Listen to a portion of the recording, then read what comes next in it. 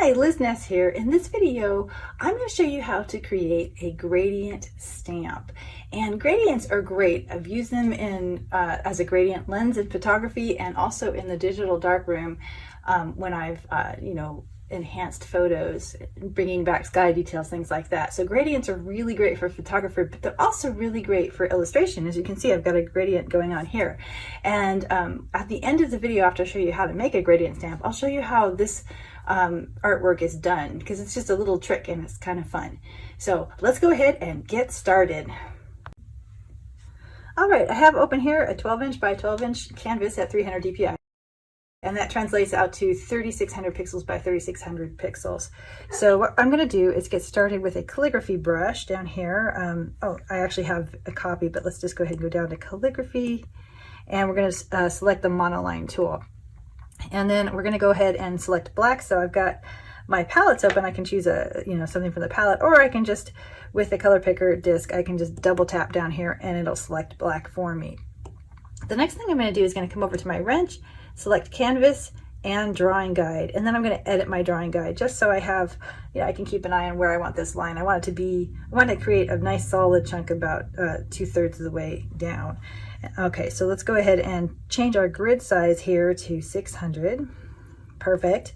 And that segments it all out so that I can see the thirds. And I can always change the opacity of the line and change the color if I want, and also the thickness. And when I'm done, I'm just going to go ahead and tap out done here. Okay, so now I can draw my line, and I'm going to draw a nice solid line here, and I'm going to just go slow and hold it when I get to the end, and that'll invoke quick shapes, and I can go ahead and edit the shape. And I'm going to go ahead and edit this line, and I'm going to put it right the bottom part of this line on the bottom part of my grid line there, just like that. And when I'm satisfied, I'm going to tap out to the workspace, and then I'm just going to drag and drop black right in there. And now I'm going to go over to my adjustments, and I'm going to select Gaussian blur and layer, and then I'm going to draw this up to about 70% is what I found works pretty well. So somewhere around, okay, there, 70.1 is what I got. Okay, that looks pretty good. And when I'm satisfied, I'm going to tap that adjustments layer again.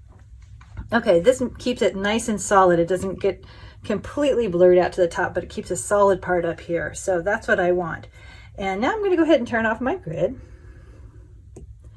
And I'm going to go ahead and, let's see, I need to go to my brushes, and these brushes, I'll leave a link in the description below, are the essential brushes, and they're available for free if you're an email subscriber. And I'm going to go ahead and select one of my essential starters here, and it's for this big image right here. I'm just going to go ahead and slide it over and duplicate it. Okay, and then I'm going to go up to sets, and I have a personal set that I've created here, and so I'm just going to go ahead and drag that and drop it right into that personal set. Awesome. And then I'm going to come over here to my wrench, tap add, and copy canvas. And then I'm going to go into that starter there. And the starter will tell you which image to replace of either the shape or the grain. And by this round shape, I can tell it's shape. So I'm going to go into shape, edit, import, and paste. All right, and where the white is where the color will be that we're using for a gradient. So this is going to be a bottom up gradient. When I'm satisfied with that shape, I'm going to go ahead and tap done. And then I'm going to go ahead and rename my brush here.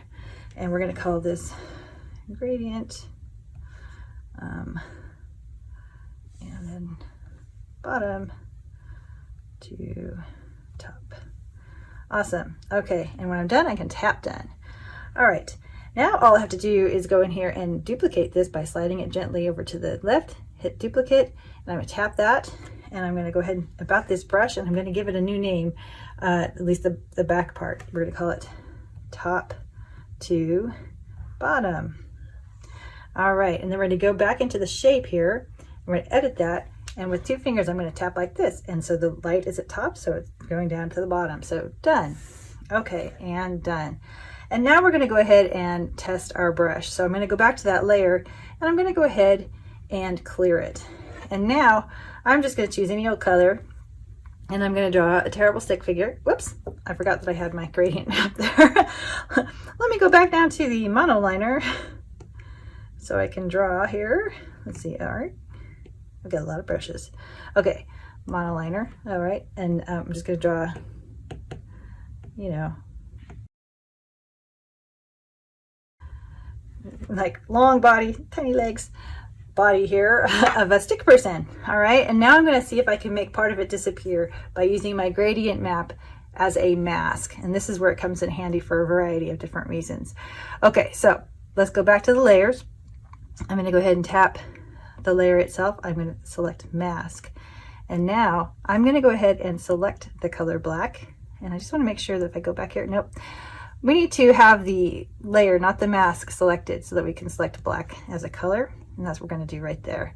All right, and now we're going to go back and select the layer mask itself, so you can tell because it's the brighter blue color.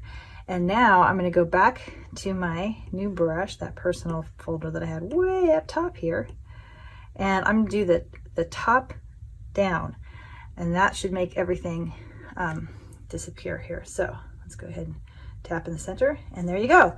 It is now masked, so that part has disappeared, but it's disappearing in a gradient, and I don't know if you, yeah, I think you can tell on the video. It's very gentle, which is really nice, and that's kind of how the effect goes.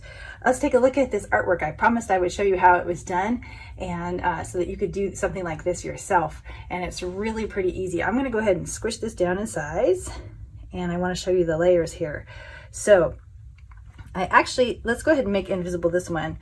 This is my gradient as it was, and let's see, I'm going to go ahead and delete this, and I'm going to go ahead and select that gradient. I just stamped it down using purple, and it's the bottom layer here, and then I just use the move tool, the transform tool, and I selected freeform, and I just brought this all the way down until it went where I wanted it to go, which is right about there.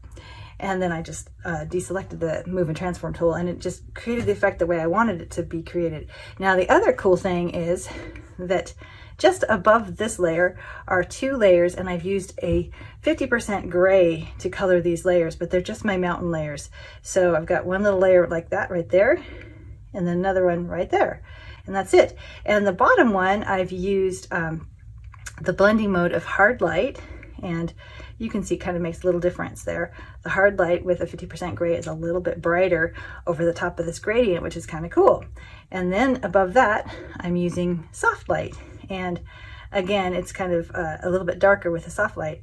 Overlay would be even darker, maybe more vibrant, but there's a lot of different things that you can do with this gradient map and some of these blending modes when you have a 50% gray fill object. So anyway, like I said, I went with soft light for this one.